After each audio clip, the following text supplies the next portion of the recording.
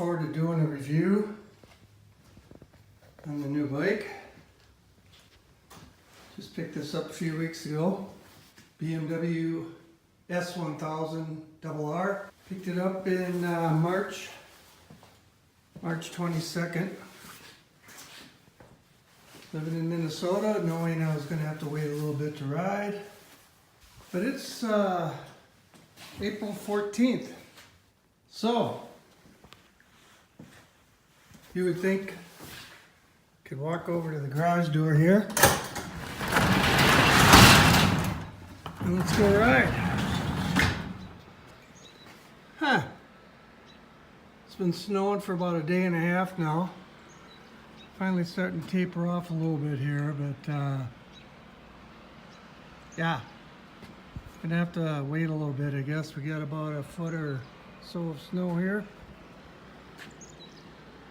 So I'll pick this up when the snow's gone and I can ride this thing. Give you a quick little first impression review. I've got about 20-30 miles on it maybe. Quick little introduction to it, so that's about all I've got so far. But yeah, see you when maybe some of the snow's gone by July or so. Still snowing. This is out my back door now, so I guess we'll get to that first ride review of the RR. Maybe by August this will be gone. Okay, let's see, we'll pick this up. Oh, probably about almost 2 weeks later, I guess. We're about 10-11 days later from the video we just showed you. Garage door's up. Hey, look at that. Most of the snow's melted. I could have got out and done this video a little sooner than I did, but yeah, streets are clear. 10 days later we went from full-on blizzard to full-on spring.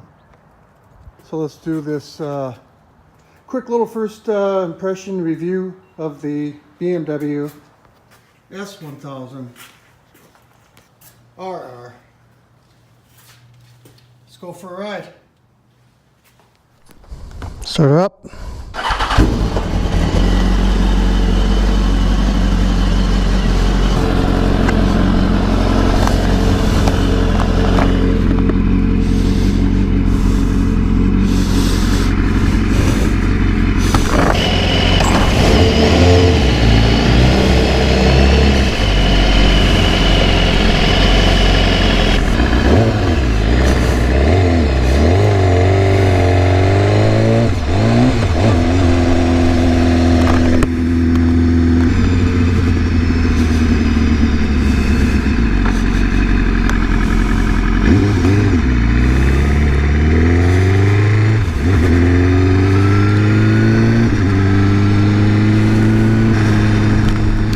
Okay, I do have, guessing 150, maybe close to 200 miles. Hi girls.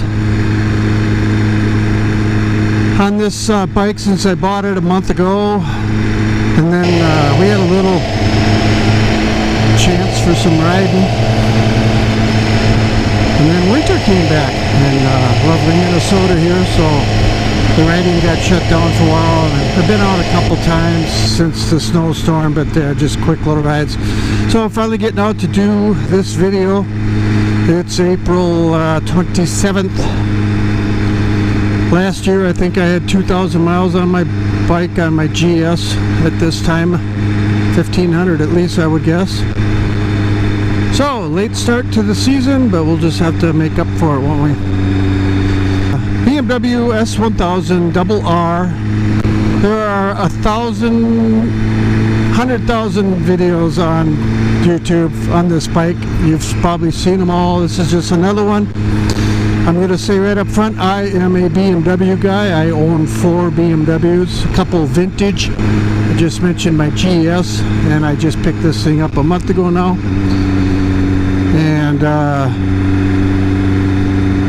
this bike can be summed up in one word, and I don't even have to tell you what that word is. It's fast. Weighs about 4 1/4 empty. Curb weight, and it has 199 horsepower. So do the math.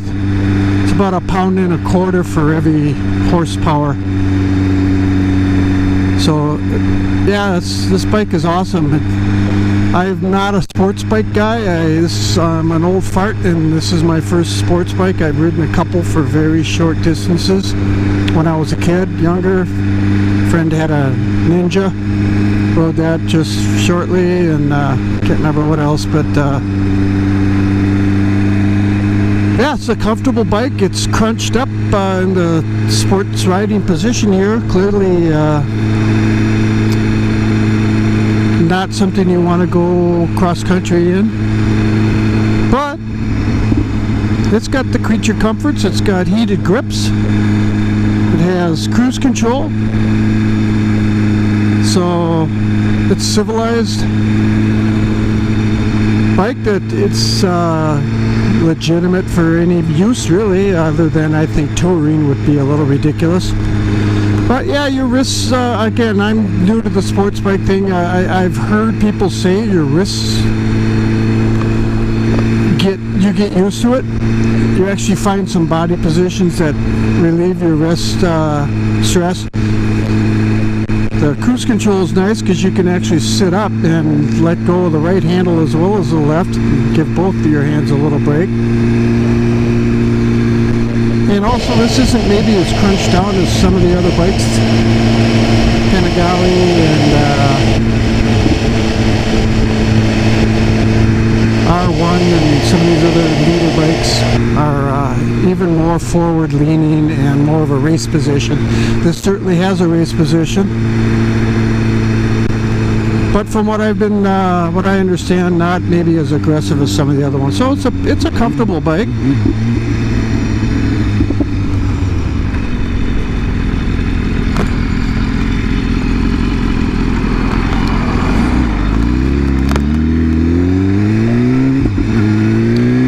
Shifter on this thing. It's absolutely amazing. I have one on my GS and it works well on that bike.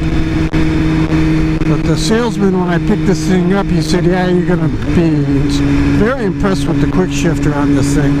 This engine and transmission, and it's just set up better. The gears are very short.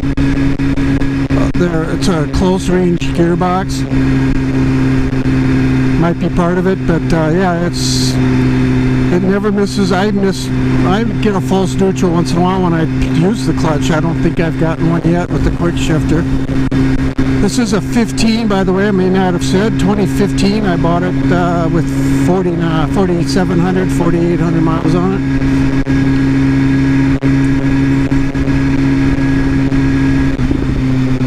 Plenty of reviews out on this bike. This is just another one of many. I don't pretend to be an expert. I'm certainly no expert on sports bikes. I'm a novice. But this is a chance for the impression from somebody who is not a sports bike enthusiast. I've not had one. I've not owned one. I've ridden a couple, like I said, many years ago. So what does an old fart like me think of a leader sports bike at this point in my life? Been riding my whole life, had a couple gaps here and there where I did not have a motorcycle. But for the most part, I rode dirt bikes. I rode mini bikes in junior high school and dirt bikes. Got my license right away and been riding since I was a kid. So what am I doing on one of these at this point in my life? I'll tell you how old I am. I'm 60. I'm gray hair with a 60, the build of a 60-year-old frumpy old fart. So what the hey? But you only live once. And who says there's no rules on this stuff? So who says I can't get one of these? Hey.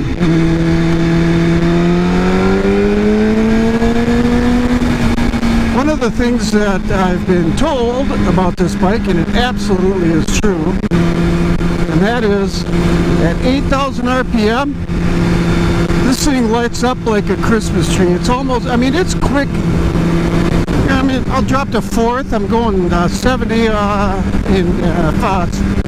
Almost 6,000 RPM. Boom, going 95. Yeah, it's that quick. But I just got up to 8,000 RPM. You let this thing wind up past 8, from like 8 to 12,000, it's like, wow. Hang on.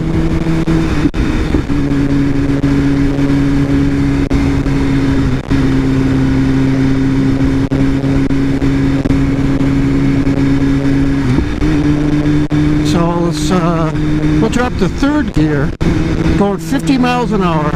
Watch this thing light up when it hits 8. Whoa!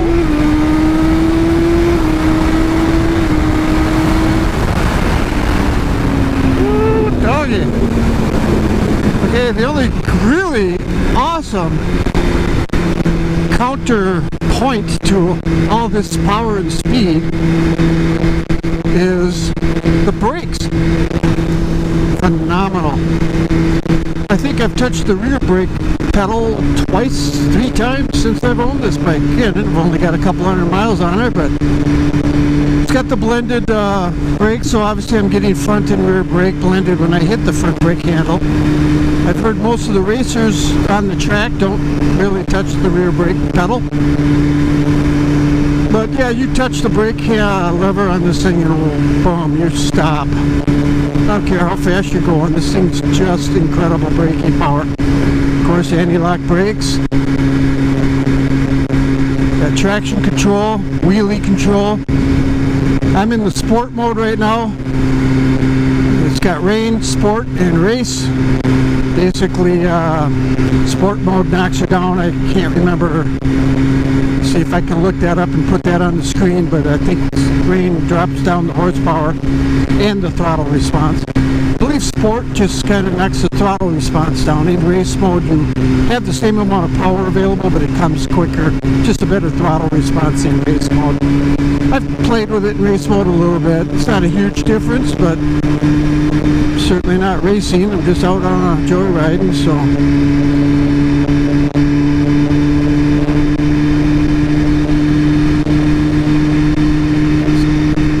Bike's got a great tonal note to it, the stock can on this one.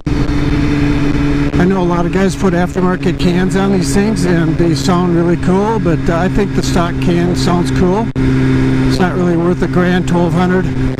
Some of the guys put $3,000 full systems on, and yeah, you get a little more power out of it. Yeah, that's what you need with this bike, is more power. It's just not enough. Yeah, it's good to go drop another $3,000 so you can get a 10, 12 more horse out of this thing. Of course, I'm being sarcastic. I got the heated grips on low. Hands are nice and toasty warm. It's 49 degrees, I think. It's cooling off a little. It was 50 something earlier. Actually, I better do a temperature check. I'll put that on the screen too. It might be 50 something. But nothing like having toasty fingers. A little windy. I don't get blown around on this thing as much as I do on my GS. There's a lot more bike to grab. The GS is more of a. It's got more of a sail profile to it than this thing does. This is pretty lean and mean.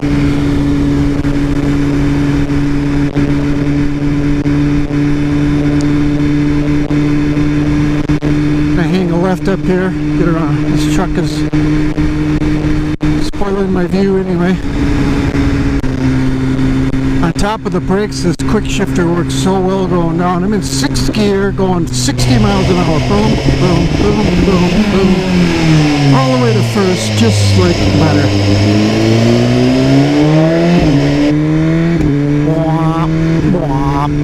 Yeah, that little blipper on this thing really works well. Hats off to you, Beamer. You really have your act together. Again, I am biased. I'm a Beamer guy. Don't try to pretend. This is an unbiased review.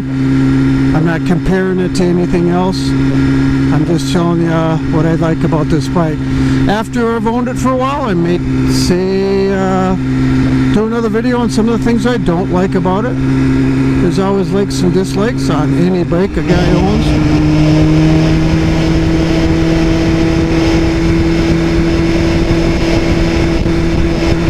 So let you know I'm about 6'1". Got a little bit of a pot belly.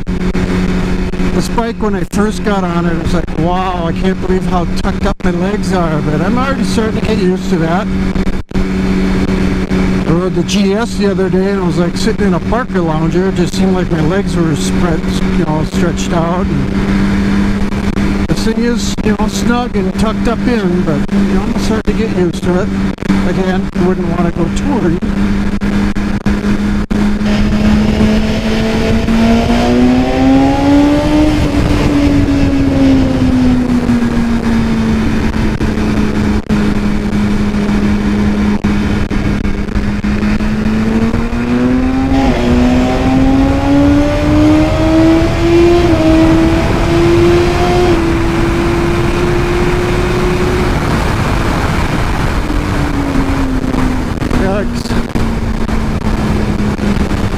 Wow, seems fast.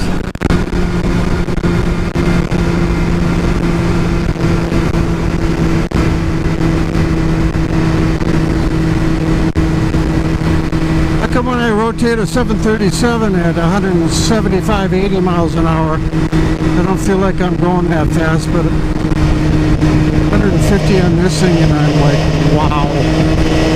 Well, clearly I'm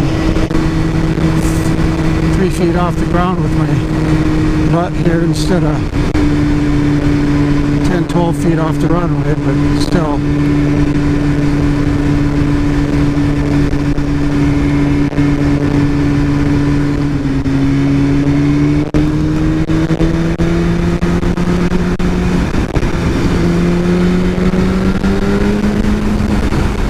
Yeah, you better be looking farther down the road riding this bike than any other normal bike, because you're going to be at that spot in about a half a second.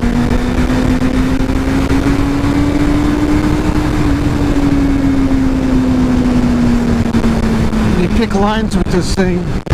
Yeah, I'm just finding my line of sight is way out in front of the bike compared to like my GS. Tootling around, cruising in that thing. That's why I bought this bike. It's just such a different genre. It's just a different kind of riding. All the skills of being a motorcyclist transfer, but there's just the little nuances that are unique to every kind of bike. Adventure riding is the same. Got unique skill set that's required for that, but riding's riding.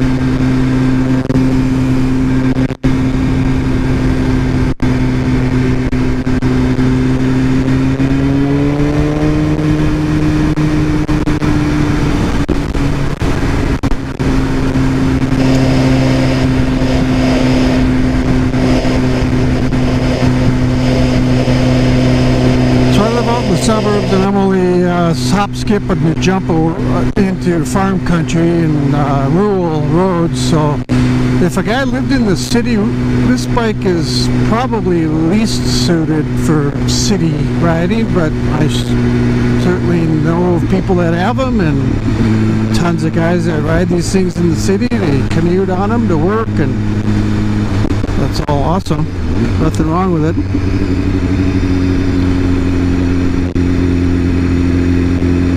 I don't know if I'll ever take this to the track. I'm thinking I would like to try it.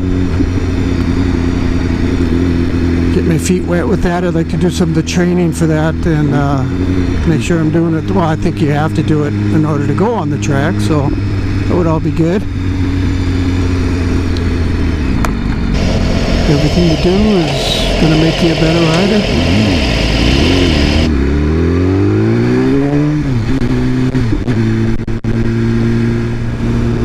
I do not have the DDC on this bike. Like I said, I bought this a month ago used. The guy that bought this bike's got the cruise and the heated grips and I don't know what all, quick shifter. Not sure what all comes in the package, but I would have thought the DDC would have come with that. That's the dynamic damping control. It's basically a suspension control, computerized system that adjusts your suspension to something like 50 times or 30 times a second. It's adjusting whatever it needs to do to keep the bike glued to the road. Well, my GS has it. This bike doesn't. It's a little disappointed. So we just have the preload for the rebound and compression and rebound on it. So it's set up really stiff right now, but that's fine. Again, this is not a cruising bike. This is not going to put a ton of miles on this bike, so I don't think you'd be getting too worried about how stiff the suspension is. You want the stiff suspension for cornering. So I might play around with some different adjustments on that, but so far I've just left it where it is. I've heard people say the mirrors work great. I guess I have already got one thing I'm not crazy about. It's all I see is my forearms in the mirrors. I have to tuck my arms in order to see behind me on the mirror. Not a big deal. It's not horrible, but I might be able to play around a little bit with the adjustment, get that better. But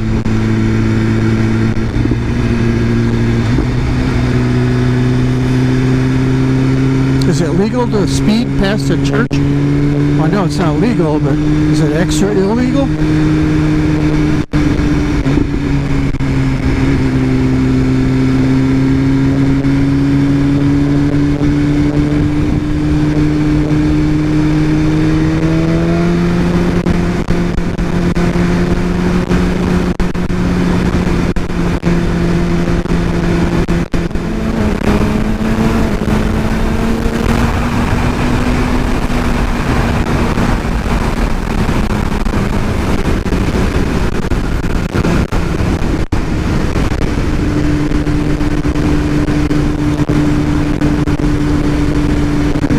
Sprinkles on me now.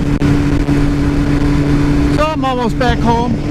Just wanted to give a quick little outing here and get it on the video. Just kind of show off my new scooter. So this might not be a real valuable video for someone trying to gain intelligence on the RR. If you're curious about buying one, probably not going to sway you one way or the other because I haven't given you a ton of information. There's a plethora of videos out there that guys have put on that have all the specs, all the goods and the bads, the do's and the don'ts. You can certainly watch those. One of my favorite guys that I follow is the Missedin Flyer out of a suburb of London. The guy that reviews a bike just about every week. He's got a review on this. He doesn't go into too much depth either on this particular one that on the review he did on this bike, but he liked it. He's got a Panigale 899 and he's got a GS Beamer and I think a Triumph Street Triple or something like that. So he's got in a dirt bike Honda 250. I don't know why I'm plugging him, but yeah, if you haven't seen his stuff, it's awesome. So first impressions of a old fart on a RR who's never owned a sports bike before is wow, what a hoot. This thing is just fun. You got to be careful. Don't want to do something stupid on this thing, that's for sure.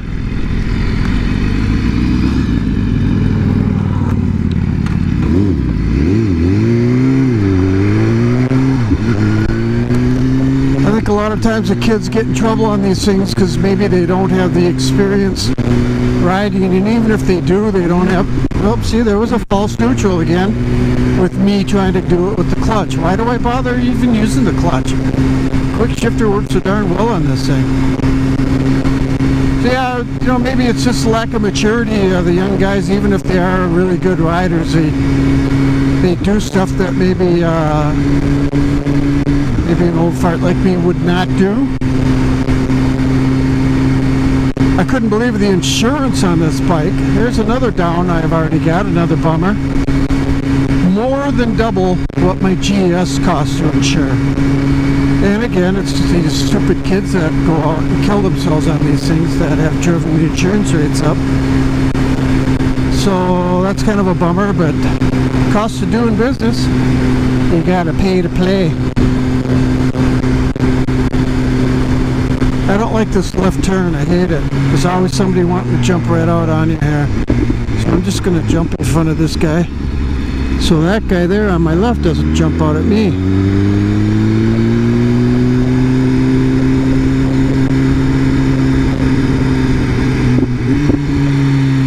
Love that backfiring character.